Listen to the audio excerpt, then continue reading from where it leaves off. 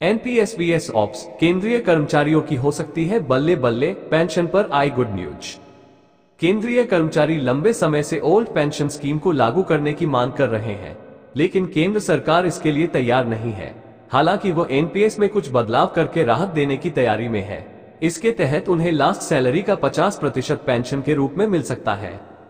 नई दिल्ली, केंद्र सरकार के कर्मचारियों के लिए अच्छी खबर है। उनके लिए पुरानी पेंशन स्कीम तो बहाल नहीं होगी, लेकिन नेशनल पेंशन स्कीम एनपीएस में शामिल कर्मचारियों को उनकी लास्ट सैलरी का 50% पेंशन के रूप में मिल सकता है।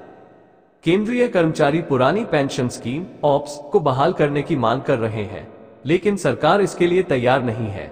लेकिन वह एनपीएस को लेकर उनकी चिंता दूर करना चाहती है। यही वजह है कि सरकार एनपीएस का हिस्सा बनने वाले केंद्रीय कर्मचारियों को उनके अंतिम वेतन का 50% पेंशन के रूप में देने का आश्वासन देना चाहती है। 2004 से भर्ती होने वाले कर्मचारियों के लिए एनपीएस लागू की गई है।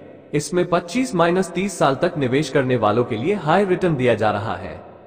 वित्त मंत्री निर्मला सीतारमन की घोषणा के बाद वित्त सचिव टीवी सोमनाथन की अध्यक्षता में एक समिति गठित की गई थी।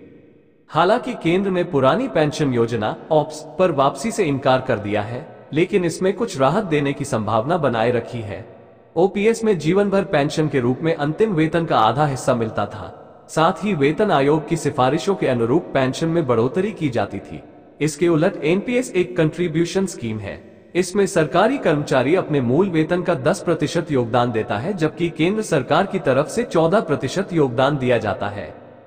गैप पूरा करेगी सरकार। सोमनाथन समिति ने वैश्विक अनुभव के साथ साथ आंध्र प्रदेश सरकार द्वारा किए गए बदलावों के परिणामों को भी देखा है। साथ ही इसने सुनिश्चित रिटर्न प्रदान करने के प्रभाव का आकलन करने के लिए व्यापक गणना भी की है। हालांकि केंद्र के लिए 40-45% गारंटी देना संभव है, लेकिन राजनीतिक रूप से इस कर्मचारियों की चिंता दूर नहीं होती है। इसकी वजह यह है कि कांग्रेस सत्ता में आने पर ओपीएस बहाल करने की बात कह रही है।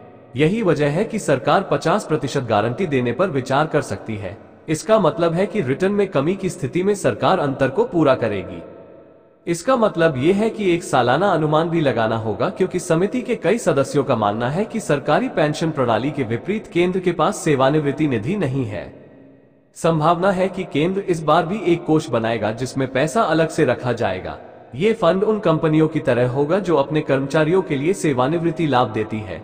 अधिकारियों का कहना है कि जो लोग 25-30 वर्षों तक नौकरी में बने रहते हैं, उन्हें ओपीएस के तहत मिलने वाली पेंशन के बराबर पर्याप्त लाभ मिल रहा है। कम भुगतान की शिकायतें केवल उन लोगों से आ रही हैं जो 20 वर्ष या उससे कम सेवा पूरी करने के बाद अब तक इस योजना से बाहर निकल चुके हैं।